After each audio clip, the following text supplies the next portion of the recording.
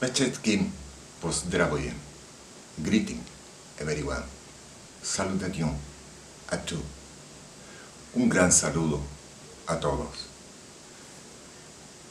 Hoy quiero reflexionar en torno a la Belle Époque y sus repercusiones sobre el diseño Les Arts Nouveaux.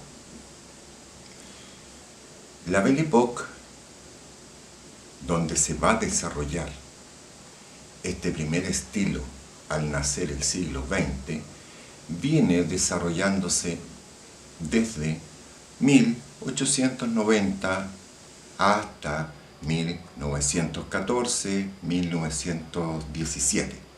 Diferencia porque efectivamente desde el punto de vista de la sociología, la Belle Époque se desarrolla al interior de la época decimonónica, comienza el siglo XX, hasta que en 1914 se produce la Primera Guerra Mundial. Y 1917 por la sencilla razón que los lenguajes que va a permitir la Belle Époque dentro del diseño van a tener su manifestación desde 1900 hasta 1917 a través de Stihel, donde va a marcar un cambio totalmente diferente hacia la modernidad, hacia esta idea de la razón, del funcionalismo, del utilitarismo. Pero bien, para poder entender este freno en el proceso evolutivo, hay que situarse en el contexto. ¿Cuál fue ese contexto? Nace 1900, de hecho, nace 1900 con la Exposición Universal en París, porque era la ciudad potencia en ese momento, una ciudad donde se había alcanzado la máxima evolución o estadio evolutivo de la sociedad, donde habían logrado generar una implementación de toda la ciencia y la tecnología. Y abre, como menciono, con esta exposición que va a utilizar 12.000 hectáreas donde se va a promover estos nuevos sistemas de vida, donde se van a mostrar estos nuevos avances científicos tecnológicos. Una de sus grandes divas en ese momento, además de la Tour Eiffel, fue el Palacio de la Industria. Un palacio de la industria que en ese momento se estableció como el Palacio de la Electricidad, una muestra en la cual se generó un evento donde asistieron 50 millones de personas con 15.000 bulbos incandescentes, 15.000 iluminarias incandescentes, generando un espectáculo de color, un espectáculo que iluminó la ciudad, conjuntamente con 8 grandes o mega luminarias. Una ciudad que ya venía expresando esta bonanza, esta riqueza que habíamos mencionado con anterioridad en reflexiones pasadas.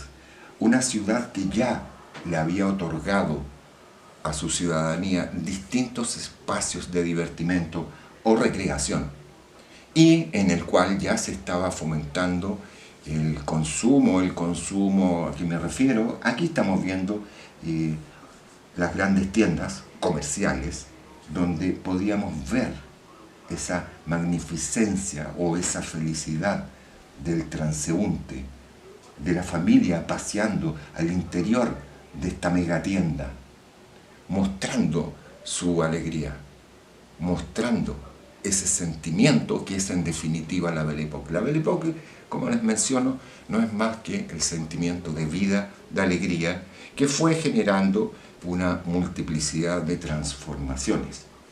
Un París que en ese momento no solamente la iluminación ya se había apoderado del espacio público, generando todas las actividades y vida nocturna con nuevos espacios, al mismo tiempo.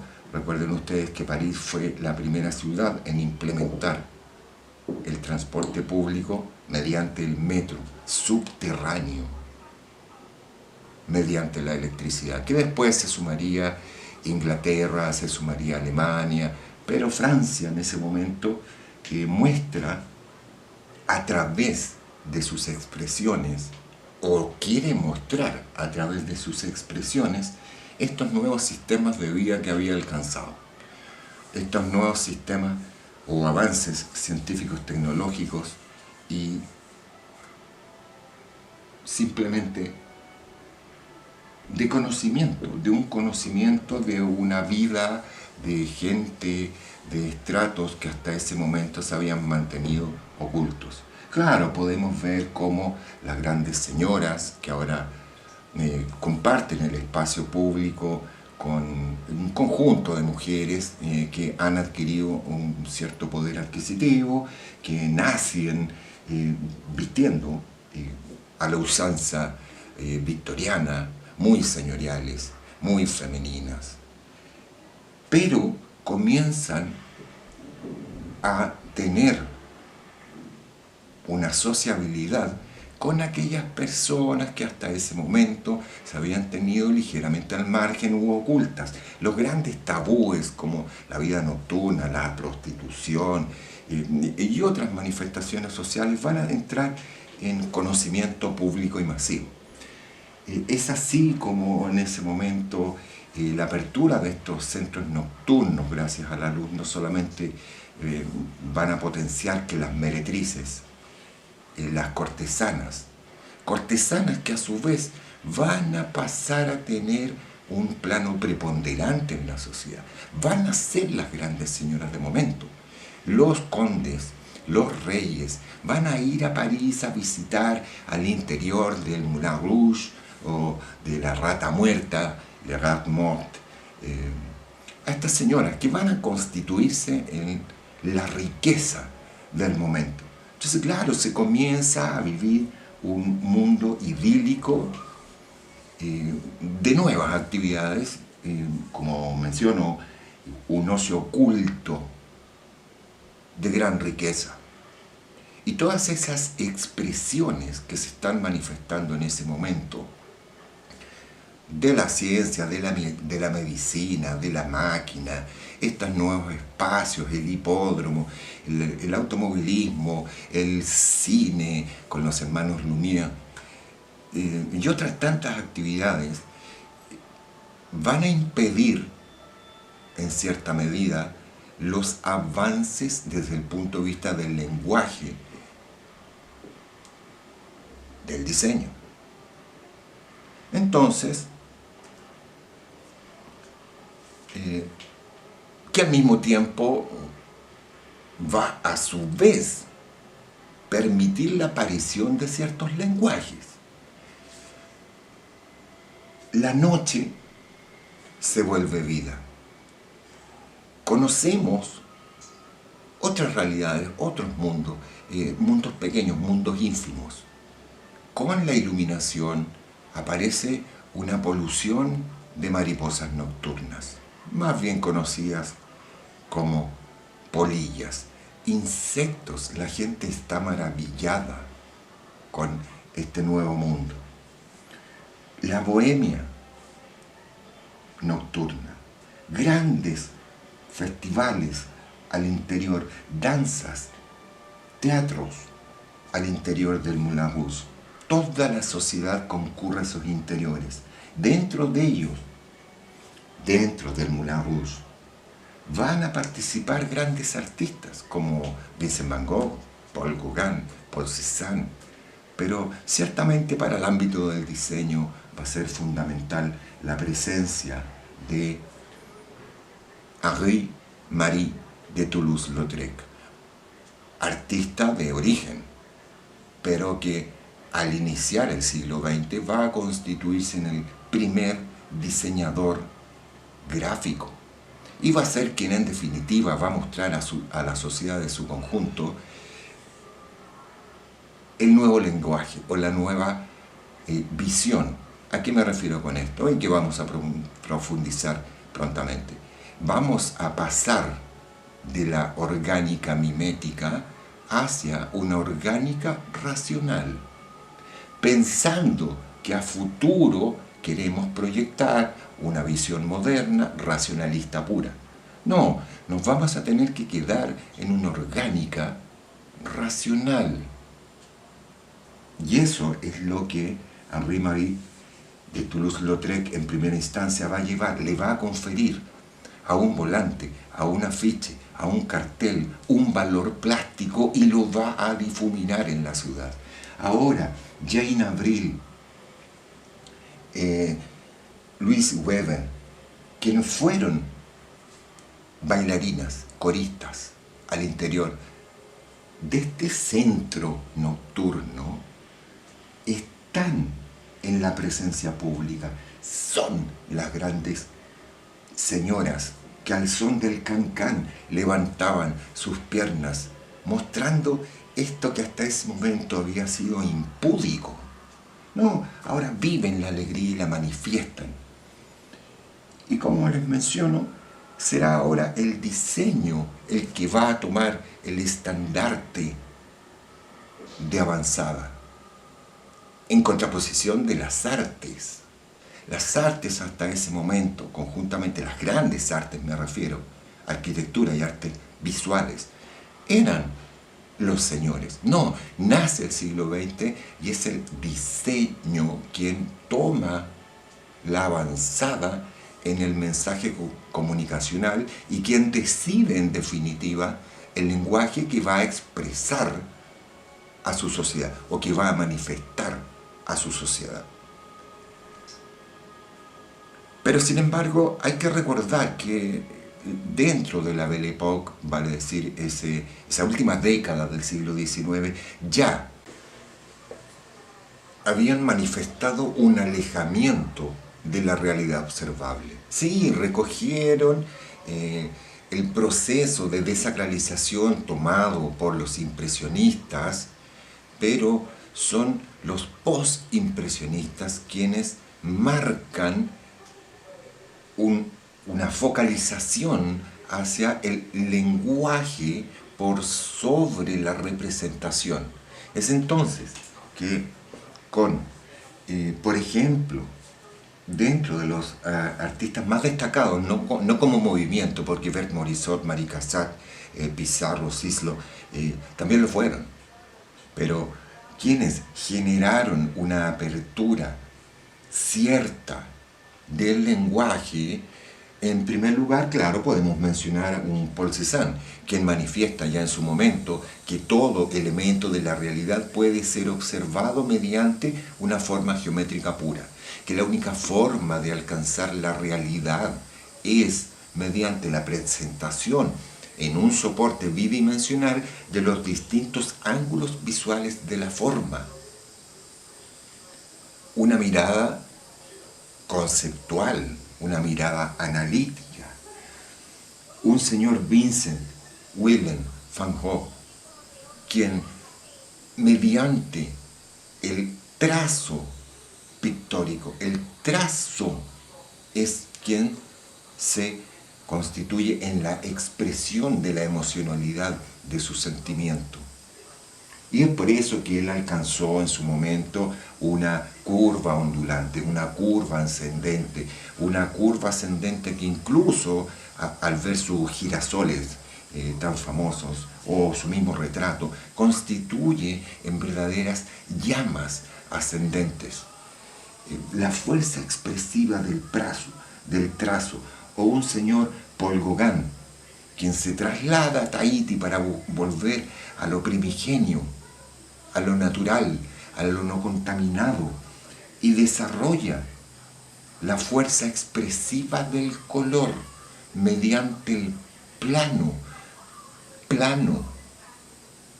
la realidad retiniana del pasado, fue traducida mediante una gradiente tonal, mediante la luz y la sombra, para poder representar la volumetría. Artistas postimpresionistas que rechazan la ilusión óptica generada por la tradición pictórica, por la tradición de la gráfica, por la tradición del diseño orgánico mimético. El Cristo amarillo, un Cristo al interior de Bretaña, una descontextualización de época, un Cristo amarillo. El ser humano ¿es amarillo? No, está hablando desde el color. Cristo es fuerza, Cristo es alegría. La naturaleza es vida, es energía, es amarillo. Y viene toda una relación desde el punto de la física del color que va a contener la iconografía de Paul Gauguin. Pero sin lugar a dudas, dentro de los postimpresionistas, de momento, ya que estamos en la Belle Époque, estamos a comienzos del siglo XX, y quien le va a dar la entrega al diseño es Henri-Marie de Toulouse-Lautrec. Toulouse-Lautrec, quien vivió al interior del Radmont. Claro, Toulouse-Lautrec, quien fuera conde de Toulouse, pero que había sido ocultado por su familia, porque él sufría pigmodisoptosis. Es un artista que no pudo ser presentado en sociedad. Él medía 1,15 m. Claro, sufría una enfermedad, además de otras cosas. Pero claro, cuando él se traslada a París, es recibido por ese mundo, por esa bohemia, sin ningún tipo de rechazo.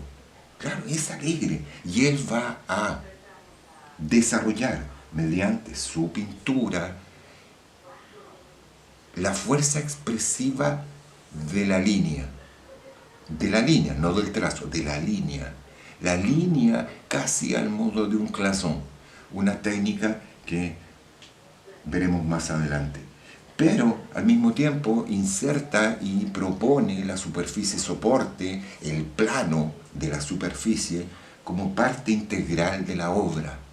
Claro, él está mostrando no solamente el mundo de la vida nocturna, la deshumanización de estas pobres mujeres, o la alegría al mismo tiempo de estas mujeres. No, está mostrando todo ese mundo que estaba recibiendo en ese momento París, las exposiciones de Japón, las exposiciones de China, está mostrando todo lo primitivo y otros conceptos, está mostrando el vacío. La línea, hago hincapié en la línea, que es fundamental en Toulouse, mediante el corazón, porque la línea los artistas la habían rechazado por efectos de considerarse academicista. Pero no, él le devuelve su valor plástico, le devuelve su valor de comunicación, y es esta propuesta de los postimpresionistas quien, al nacer el siglo XX, lo toma. Y si bien dijimos que Toulouse-Lautrec puede ser considerado el primer diseñador en la historia, él fue un artista. Pero Alphonse Murat, que si bien también después de haber nacido en Moravia, que se traslada a Viena, estudia en la Escuela de Bellas Artes, finalmente viaja a París y se desarrolla no como artista plástico. Alphonse Murat va a ser diseñador. Llega a París, va a trabajar como ilustrador para grandes editoriales, va a trabajar realizando el cartelismo, el afiche, va a ser quien va a trasladar el nuevo lenguaje al espacio público mediante un merchandising, lo va a llevar al menú de restaurante, lo va a llevar a los calendarios, lo va a llevar a cada producto de venta comercial. Pero lo más importante en él es que su mirada es la que va a definir los códigos lingüísticos del estilo Les Arts Nouveaux, entendiéndolo genéricamente. ¿Qué es lo que hace él inicialmente? Toma el modelo referente directo, ciertamente, al igual que todos los artistas de momento y los diseñadores de momento. Pero lo que él plantea de la observación directa al plasmar sobre la superficie es un alejamiento que da inicio a la orgánica racional. Lo podemos ver más claramente en esta imagen. La modelo, carne, luz y sombra, volumen, peso, pero su interpretación la hace mediante el plano de color con el cual rellena unos alvéolos o compartimentos que nos recuerdan el cloisón. Claro, él genera un delineamiento de la forma, un filete de la forma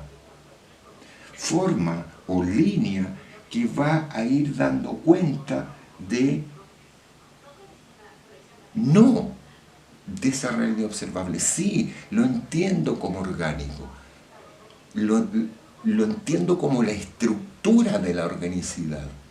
Por lo tanto, va a ir definiendo esta morfología orgánica, irregular, serpenteante, ondulante, pero sin tener una referencia directa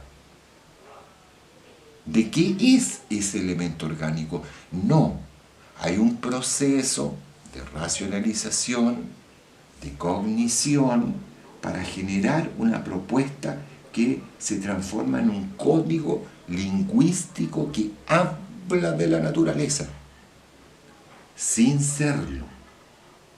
Entonces tenemos dos elementos. Por un lado, la utilización de la línea con una curva ondulante serpenteante, la utilización del plano que traduce como ícono representativo de un elemento socialmente reconocido, como sería en este caso la figura humana, o la planta, o la hoja, pero claro, está en la Belle Époque, y por el hecho de estar en la Belle Époque y la exuberancia, la exacerbación de la forma y la saturación de la forma, permite a su vez la presencia de ciertos elementos más referenciales. Trabaja la flor, trabaja la hoja en una forma plana, cínica, pero al mismo tiempo no hay una pérdida total y absoluta de ese reconocimiento. Trabaja el referente visual directo de la figura humana, pero genera una idealización, hay un traspaso. Y claro, Alphonse Murat establece la juventud de la mujer como la representación de la exuberancia, del dinamismo, de la vida, que es la vida que está desarrollándose al interior de París, al interior de la Belle Époque.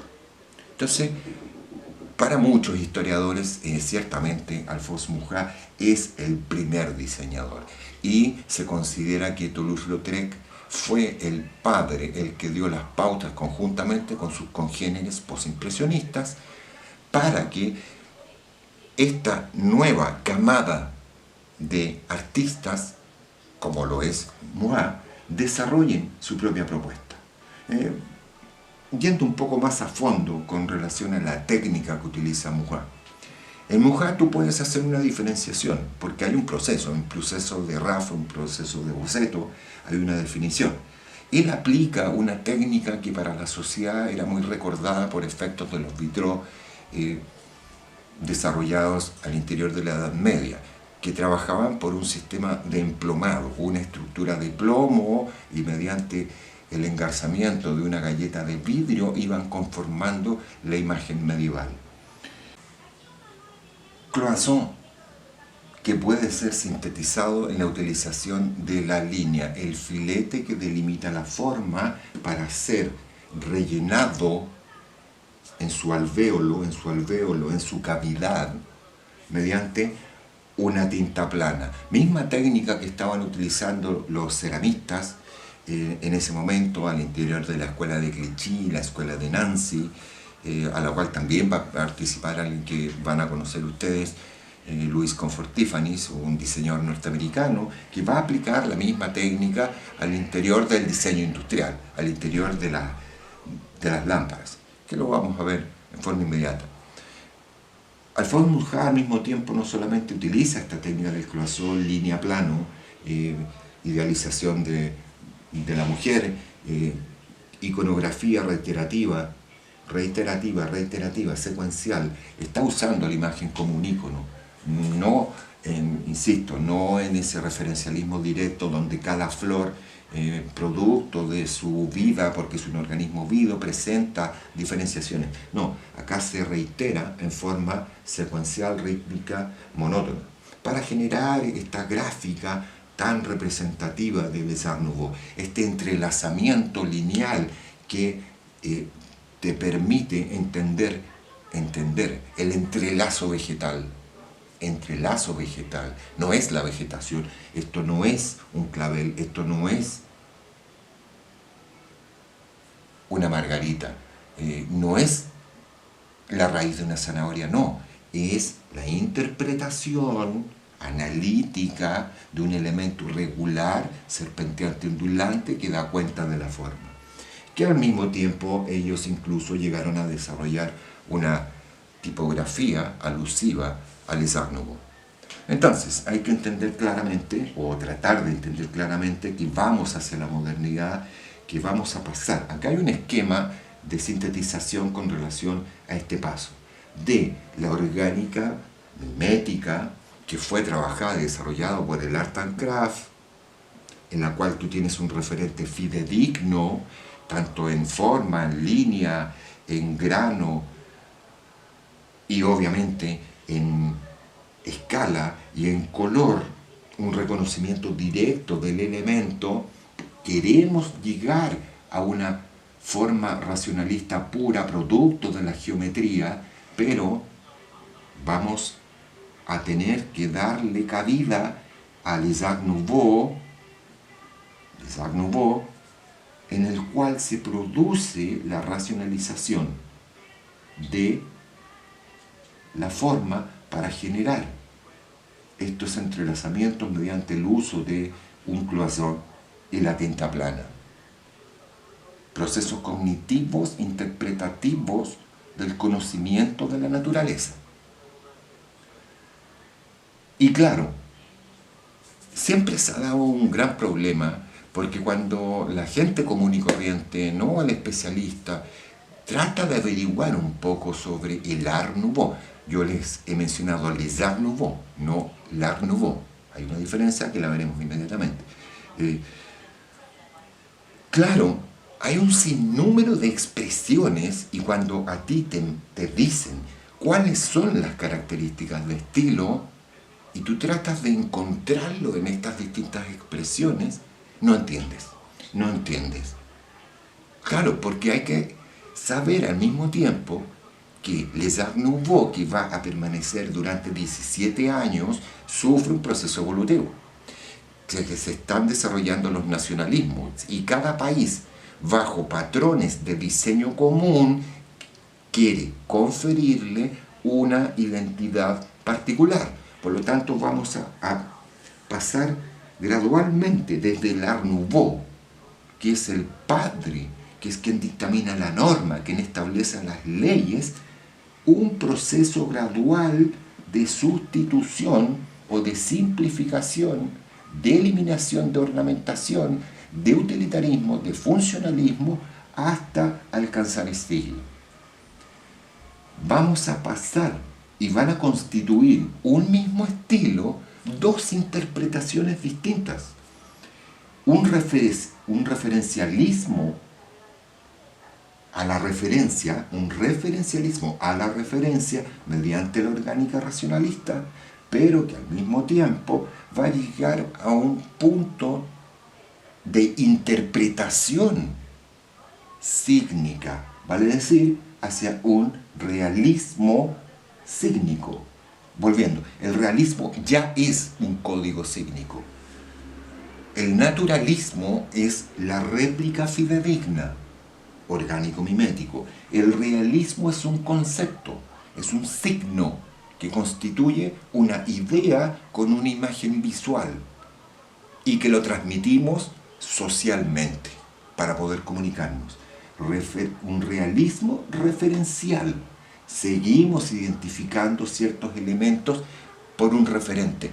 Habla de, hasta llegar a un realismo sígnico en el cual, si bien llegamos a una forma rectilínea, porque trabaja por líneas, trabaja por planos, trabaja por geometría, su constitución morfológica sigue siendo irregular. Y al ser irregular, característica primaria de la naturaleza. Pero claro, pasamos por l'Art Nouveau, y voy a ordenarlo en forma secuencial.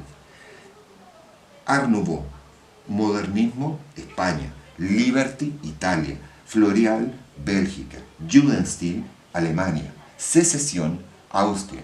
Modern Style, Inglaterra. New Style, Escocia. Stigl, Holanda. Sin embargo, cada uno de estos nombres, l'Art Nouveau, modernismo, Liberty, Florial, Jugendstil, Secesión, Modern Style, New Style, Stigl, son en su totalidad les Art Nouveau, genérico, plural.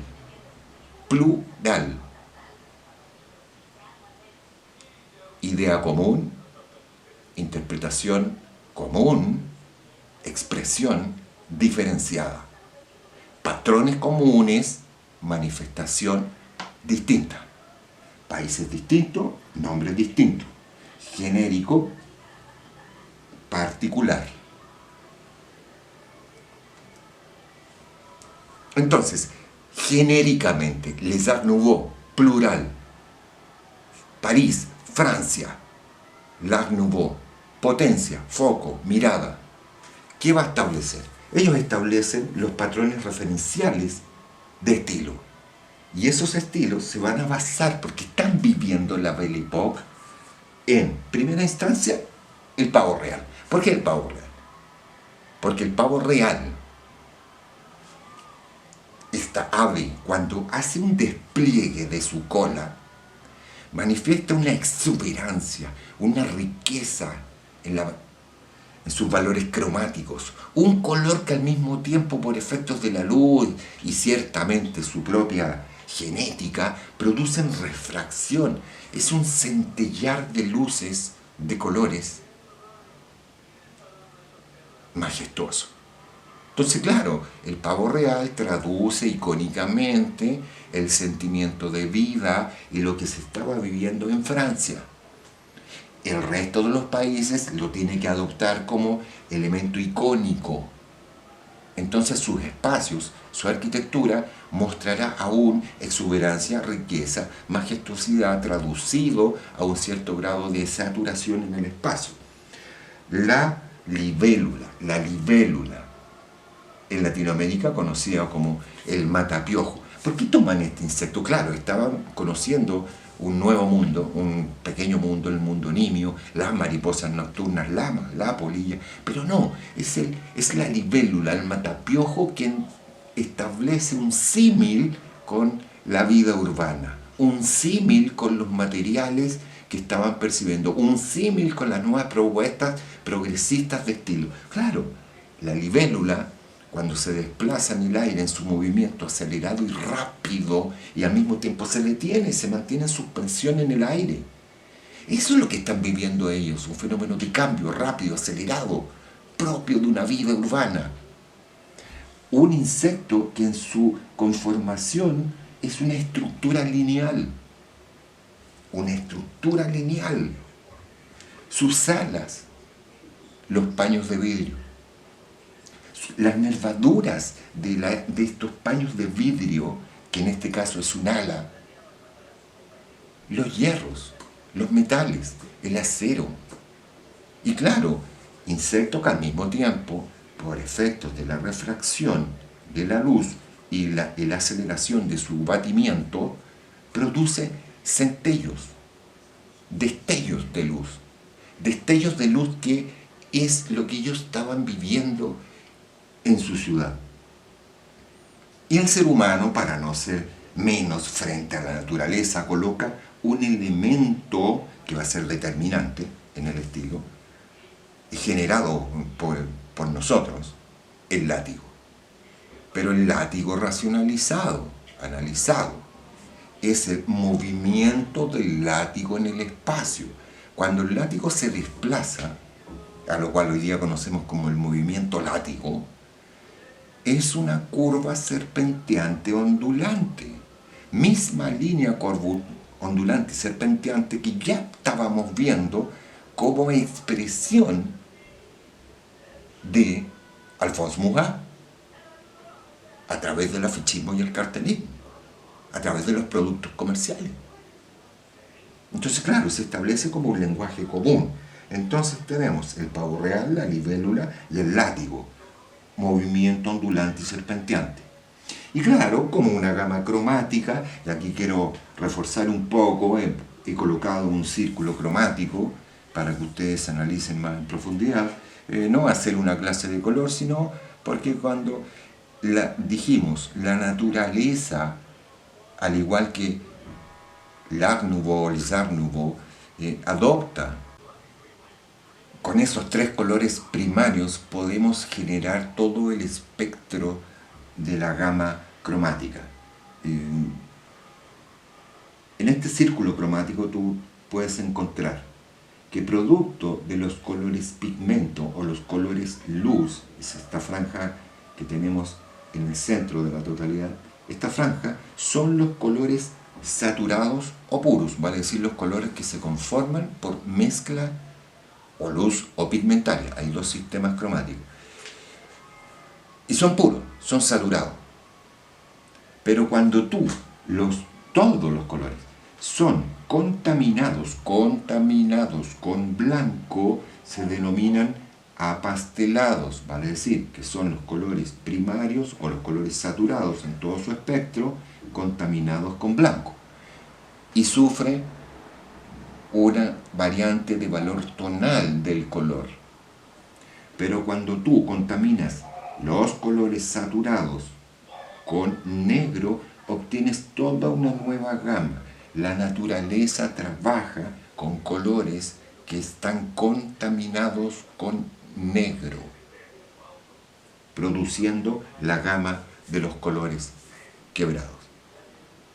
Entonces, bajo estos 4 parámetros comunes, comienza un proceso de desarrollo plástico, de diseño, de proyectación, con l'Art Nouveau. L'Art Nouveau es en estricto rigor quien desarrolla este lenguaje en forma pura. Y el resto de las naciones, en sus nacionalismos, va a ir generando una transformación. Sin embargo, todos pueden ser agrupados bajo la denominación de les Arts Nouveaux. Pero si tú mencionas l'Art Nouveau singular, estamos hablando de Francia. Y en Francia se da una particularidad, o nos vamos a centrar ahora en un análisis de la particularidad de la propuesta de diseño. Porque ciertamente es muy claro ver cómo esa curva serpenteante, ondulante, esa idealización o esa exuberancia por efectos de cantidad de elementos al interior del espacio o del objeto, es evidente que sus formas son irregulares, y por ser irregulares estamos frente a una orgánica, pero una irregularidad que no tengo referente directo. Por lo tanto, hay un proceso de racionalización y es orgánico racionalista. Un Art Nouveau que va a seguir permitiendo la intromisión de elementos nobles, vale decir la madera, del vidrio, que va a trabajar por una gama de colores quebrados, que va a permitir la inserción física, tangible, del pavo real directo, de la figura humana directa, con la curva serpenteante ondulante, con una alta o densidad alta de textura, lo cual le confiere al espacio en su totalidad dinamismo, movimiento. Es lo que ellos viven, dinamismo, movimiento, aceleración. A funcionalidad, por otro lado, un diseño neta y exclusivamente esteticista aún, muy lejano a la idea de funcionalismo que queremos conferirle al espacio. Vean esa chimenea, vean la forma que configura esa chimenea, las luminarias como verdaderos ramos de flores iluminando este espacio altamente saturado, pero apuntando a la particularidad. Lo que hace Francia es una diferenciación entre paños de intervención de diseño, vale decir, el piso, el muro y el cielo son identificados por una exacerbación en el punto de articulación por efectos de un cambio de escala. Vale decir que la misma moldura o la misma pintura o el mismo elemento que se va a repetir entre un paño y otro paño sufre una alteración de escala. Es importante a su vez remarcar la utilización de ciertos productos derivados de la industria, como lo fue el hierro colado que va a estar en el espacio público a través de las salidas de metro de París, a través de las grandes luminarias creadas por Héctor Guimard. En la zona superior estábamos viendo la joyería desarrollada por Alphonse Mucha. Volviendo a la luminaria. La luminaria, si ustedes cuando la vean o la busquen en imagen en su totalidad, se van a dar cuenta que es efectivamente una mantis religiosa en posición de ataque. Y que estamos viendo aquí la cabeza. Pero esa cabeza hay una particularidad, no solamente este elemento irregular que conforma la estructura, la luminaria en sí, en un vidrio entintado, que fue inventado en este momento, que es una característica de época. Y un vidrio entintado que va a ir pasando con distintos procesos de fabricación, como va a ser la técnica desarrollada por Louis Comfort Tiffany's, el vidrio Fabril. Un vidrio que producto de un proceso de fabricación donde dos químicos entran en contacto directo a altas temperaturas, producen una visualización iridiscente,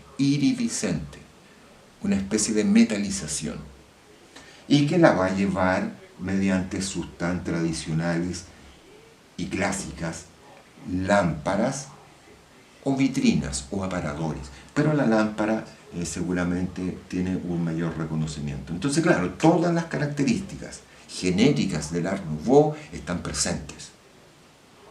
Y su diferenciación está en la variable de la escala en los distintos elementos morfológicos. L'Art Nouveau, Francia. Por otro lado tenemos España, que plantea el modernismo. Y ciertamente el modernismo es más fidedigno con las leyes del Art Nouveau genérico. ¿En qué sentido? En que si bien nosotros establecimos que el Art Nouveau trabaja por una curva ondulante serpenteante, en la propuesta desarrollada por el modernismo en España, vemos, por ejemplo, con el trabajo de Antoni Gaudí, desarrollado en la ciudad de Barcelona, la máxima expresión, la pureza de la línea ondulante serpenteante que armoniza y engloba la totalidad.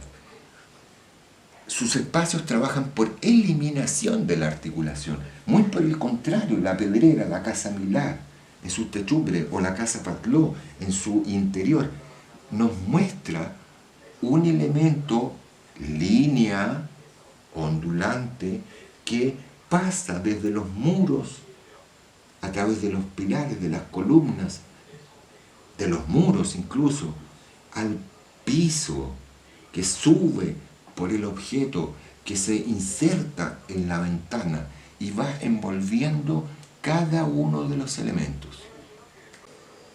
En el imaginario del modernismo español no solamente está la curva serpenteante ondulante, que es una racionalización de lo natural, es literalmente el movimiento ondulante del océano. Barcelona, Antoni Gaudí vive junto al mar, entonces nos emula, nos recuerda ese referencialismo traducido a un volumen arquitectónico. Pero es rescatable cómo, a su vez, si bien trabaja por una gama cromática, los colores quebrados propios de la naturaleza, él inserta mediante pequeños retazos o reciclaje de nuevos productos industriales, como es el cerámico, el azulejo, y lo integra al modo de escama con un color saturado y puro. Por lo tanto, va a permitir la inserción gradual de elementos propios de la nueva realidad, de la nueva gama pigmentaria. Liberty, que es el Art Nouveau, o les Art Nouveau en Italia, Liberty, tiene un mayor apego al pasado porque está en un contacto directo con la naturaleza. Italia es un pueblo que vive inserto en la naturaleza. Por lo tanto, claro, en su propuesta estilística es muy cercano a las leyes mismas de l'Art Nouveau. Incluso es más apegado al referencialismo que el mismo l'Art Nouveau francés.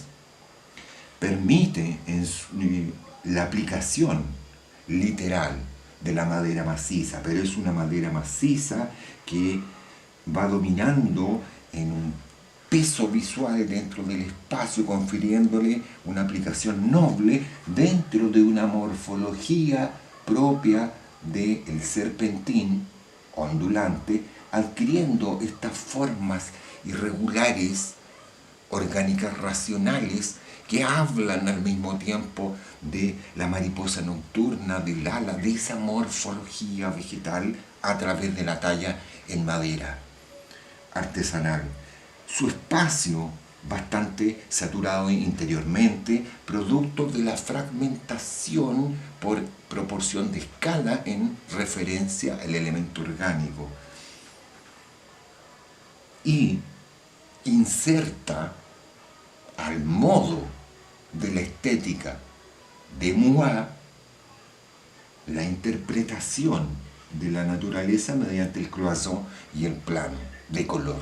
Pero sin embargo habla literalmente de la flora, la fauna y obviamente de la idealización propuesta por Moix con relación a la mujer. Todo en movimiento, dinamismo, alegre, en una gama de cromática dominante dentro de los cálidos. Arquitectónicamente se presenta bastante exagerado, porque si bien su volumetría tiende a una mínima sintetización o adquisición de un mayor funcionalismo, esta pertenencia al estilo Les Art Nouveau obliga a que Liberty, en esta diferenciación de la cual estamos hablando, acentúe el trabajo de anulación de la diferenciación por efectos de una exacerbación de la articulación. Y esa articulación la realiza mediante elementos yuxtapuestos, superpuestos por molduras. Molduras en yeso, molduras en madera, aplicaciones que permiten la continuidad del espacio en un volumen que ya es separado desde el punto de vista de su geometría. Inserta al mismo tiempo los hierros colados a través de las barandas, inserta molduras tremendamente exageradas con relación a los pórticos, que hace que el conjunto exterior arquitectónico o el espacio interiorista sean estéticos, en desmedro de la función. Claro, hay que rescatar, existen muchos diseñadores industriales, de mobiliario, el mismo arquitecto, pero es importante rescatar el trabajo de Carlo Bugatti. Carlo Bugatti, quien va a desarrollar una línea de mobiliario, que yo los invito a revisarlo, y que hablan de una etnia primitiva, pero en su propuesta de diseño pueden ver una genialidad en la producción de diseño. El estilo floreal, o el estilo línea horta, o línea belga, que es el que se desarrolla en Bélgica, y recibe este nombre gracias a que uno de sus máximos exponentes es Víctor Horta. Víctor Horta, arquitecto y diseñador industrial al mismo tiempo. La diferencia que plantea en su propuesta la línea Horta, o la línea belga, o Florial, insisto, es que se centra en el valor lineal y hace una propuesta que, si bien está en muchos de sus componentes en la línea ondulante serpenteante, hay una mayor regularización.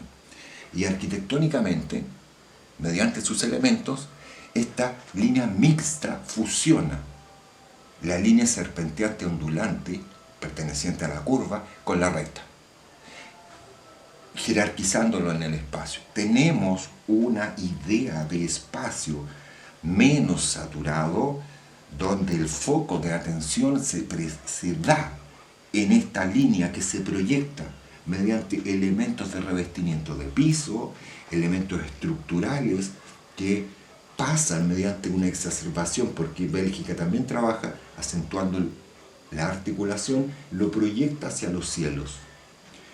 Nos recuerda mucho el trabajo realizado por la arquitectura esquelética. ¿Por qué? Porque hay una utilización del vacío, una potenciación de las estructuras metálicas y la inserción de las bóvedas que generan iluminación en una estructura de un armazón metálico articulado proveniente de la industria más el paño de vidrio. Pero lo fundamental en ellos es que esta idea de línea mixta con una reminiscencia directa con la curva serpenteante ondulante va a pasar del piso al muro, del muro a la puerta, de la puerta a la baranda, de la baranda a la manilla.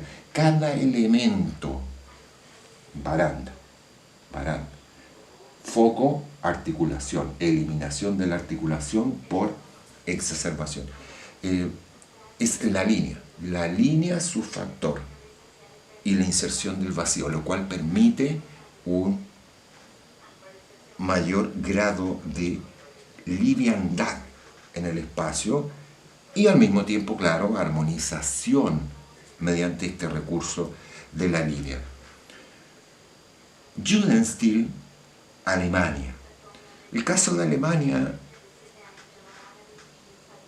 es un poco más conflictivo para la época. Jugendstil como estilo genérico, ya tenía un proceso evolutivo que venía de la Deutsche Werbung. La Deutsche Werbung fue una agrupación de artistas que intentó, al igual que lo va a hacer Austria en su momento, agrupar artistas visuales, artistas industriales, arquitectos, y conjuntamente con extranjeros incluso generar una propuesta lingüística. Pero la avanzada se empezó a producir desde el punto de vista arquitectónico. La arquitectura empezó a depurarse, empezó a sintetizarse. Y sin embargo, el interiorismo y el diseño industrial mantuvo un apego más fidedigno a la propuesta del Art Nouveau francés. Por lo tanto, se produce una cierta disociación entre el exterior y el interior. Tiende, si tú lo ves como elementos independientes, pudieras pensar que efectivamente pertenece a otra nación, o pertenece a un Art Nouveau francés, o pertenece a un estilo floreal belga, un estilo floreal belga. Claro, es un poco confuso en esa diferenciación, pero hay que entender que en esta propuesta la arquitectura y el elemento ornamental comienzan a encontrar un equilibrio y comienzan a encontrar una depuración y una diferenciación. Y claro, dentro de Jugendstil, que va a ser tremendamente importante, Van de Velde y otros diseñadores, está Peter Behrens. Y Peter Behrens inmediatamente, como propuesta lingüística, insisto, es destacable, ya que si bien él presenta una mayor depuración, en desmedro de la ornamentación del objeto y la arquitectura, es el primer diseñador que trabaja desde la imagen corporativa. La empresa AEG, la empresa de electricidad alemana, contrata a Peter Behrens para generar una imagen de identidad. Y el mismo estilo, el mismo lenguaje, lo aplica tanto a la edificación, al mobiliario, a la vajilla, a cada uno de los productos que integra como imagen la empresa. Pero claro, la totalidad de la propuesta lingüística desde Jugendstil se mantiene en una confusión si permitir el ingreso mayor de racionalismo o permanecer al interior de los dogmas de l'Art Nouveau. Secesión Austria, que nace en forma conjunta con el trabajo de Jugendstil en asociación, porque fueron arquitectos y diseñadores que trabajaron en una asociación de grupo, en Deutsche Werkbund, nos vamos alejando más y más, no de la orgánica racional, sino que es una orgánica racional que se depura. Él logra rápidamente una mayor proximidad a la forma ortogonal y van quedando elementos desde la aplicación ornamental, introvisión de elementos de figuración de la naturaleza, tratados ciertamente desde una orgánica racional, no es directamente una copia fiel, no, es un racionalismo de los elementos orgánicos, pero van quedando a segundo plano, llegando incluso a ser una propuesta reminiscente del Art Nouveau. La forma se regulariza, los elementos se vuelven funcionales, pero claro, permanece la gama cromática de colores quebrados aplicados en referencia de la naturaleza, llegando incluso a ser una mera pigmentación superficial de la forma. La forma está adquiriendo una regularización. La industria del mobiliario, la gráfica, el diseño gráfico se anteceden, la arquitectura se antecede, la unidad como total de propuesta, si bien es más clara o más lejana al mismo tiempo que Jugendstil con relación al Art Nouveau, es un proceso gradual más hacia la eliminación del referencialismo orgánico racional para entrar a un lenguaje racionalista de formas puras. Lo mismo que va a ocurrir, y aquí voy a tener que hacer una salvedad, New Style y Modern Style, vale decir Inglaterra y Escocia, mantienen un origen común. Ambos partieron desde el Art and Craft, porque estamos en Gran Bretaña, estamos en United Kingdom. Claro, es Escocia y es Inglaterra, dos países, pero que en su momento tenían una historia común. Por lo tanto, es bastante común entender que sus propuestas arquitectónicas de mobiliario y todas sus propuestas de diseño son bastante comunes, de los cuales New Style, a través de la escuela de Glasgow, a través de René Mackintosh, pasa a la historia como uno de los grandes. Uno de los grandes, ¿por qué razón?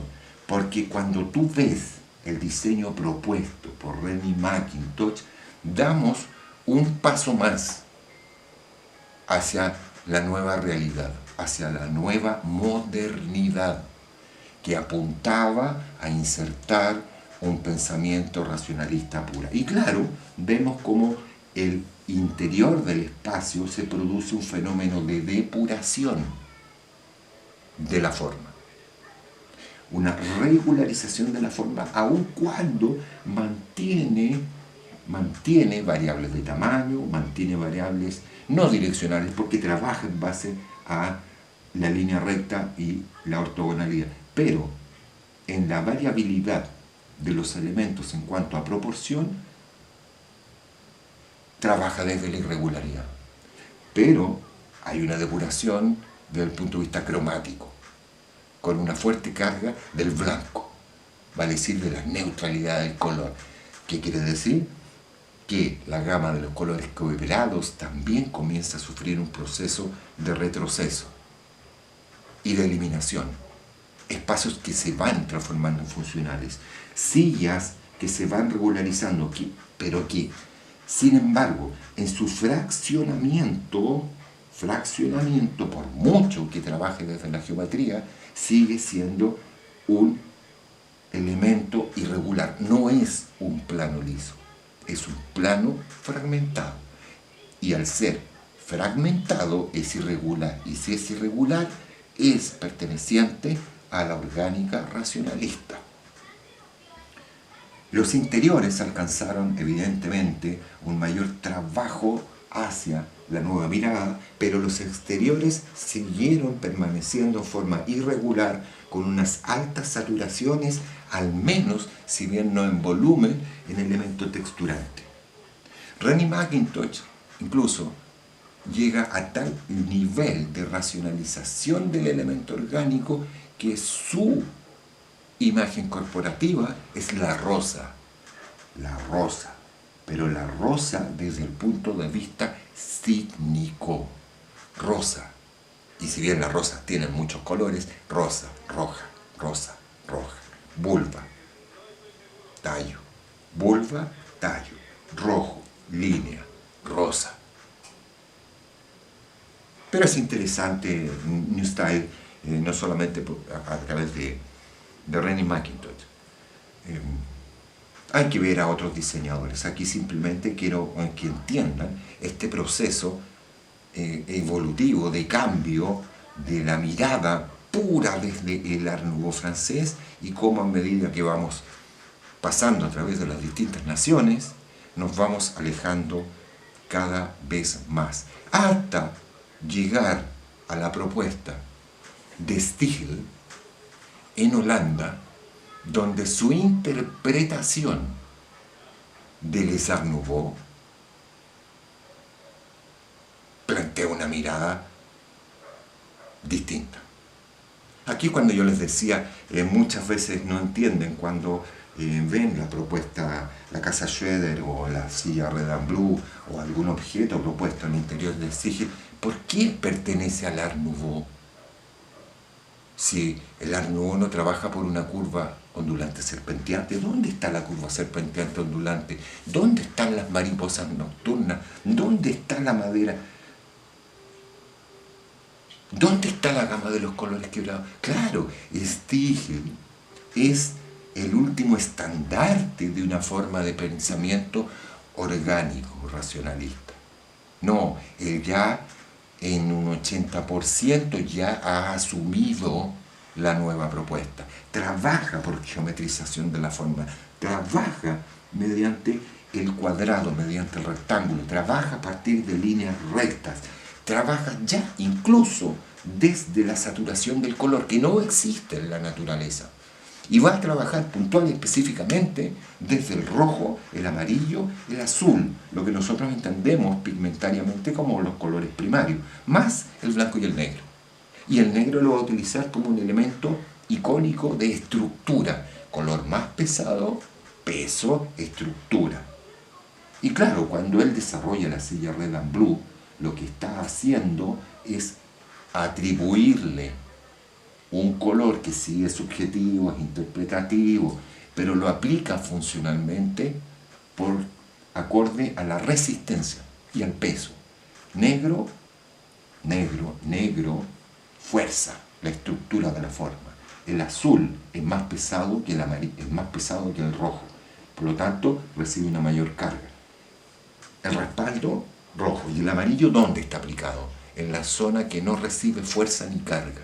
Entonces, claro, incluso el color es aplicado ya desde el punto de vista de la razón.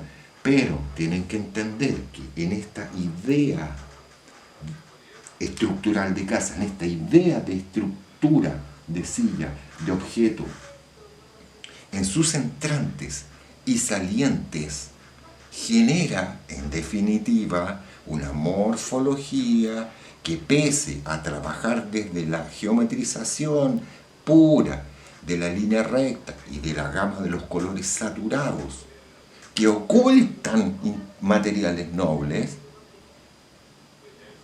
es irregular.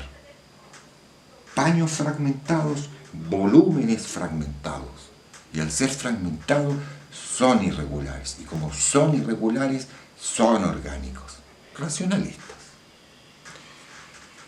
Pero claro, llegó el nuevo lenguaje. Stihel marca el punto de partida del lenguaje de la modernidad. Desde aquí comenzaremos un nuevo mundo y olvidaremos el mundo de la organicidad, el mundo perteneciente a la naturaleza. Es el punto de entrada a la modernidad, a la razón, al utilitarismo, al funcionalismo. Les recuerdo que el PDF o las imágenes conjuntamente con el resumen de lo que estamos conversando, yo se los envío mediante su Gmail, cosa de que puedan profundizar y entender con mayor claridad nuestra conversación. Por ahora, muchas gracias por su atención y nos vemos en una nueva sesión o en una nueva reflexión.